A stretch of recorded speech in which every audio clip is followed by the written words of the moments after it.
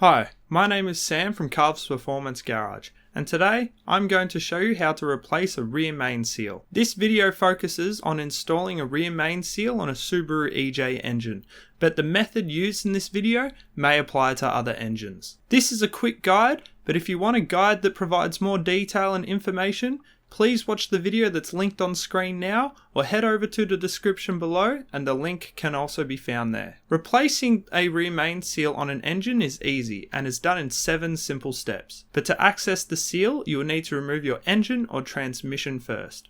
You will need these tools: brake cleaner and a rag, drill, 2mm drill bit, screwdriver, and a screw. Pick a screw where the thread starts at the tip, a claw hammer, assembly lube and petroleum jelly, 1/2 inch extension, and mallet. And of course, you need your new rear main seal. If you don't have assembly lube or petroleum jelly, engine oil will work just fine. A list of tools and items used are in the description.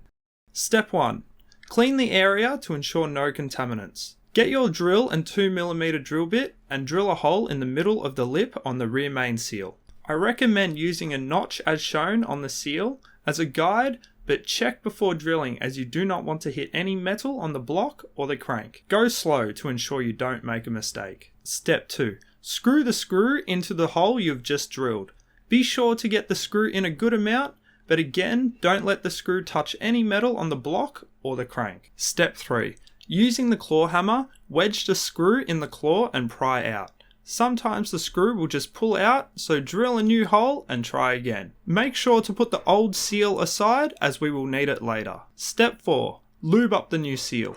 I put my assembly lube on the inside lip and the petroleum jelly on the outside.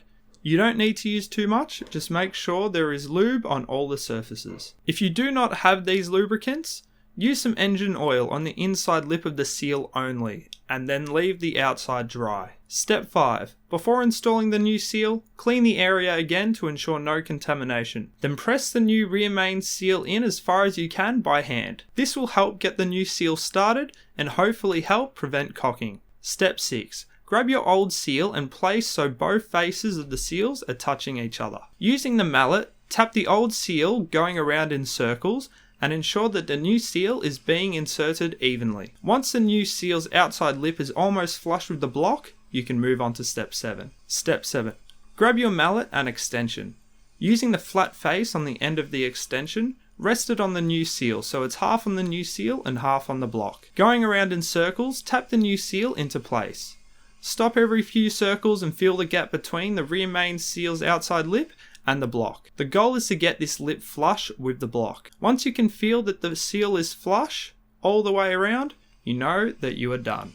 As you can see, installing a new rear main seal is easy. Just make sure you take your time and always check your progress. Like I said at the start, I also made a more in-depth rear main installation guide. That's shown on screen now, or you can find it in the description below. If you have any questions or feedback, please comment below. And if you like this video, please like and consider subscribing for more of my content. Thanks for watching, and I hope you have a great day.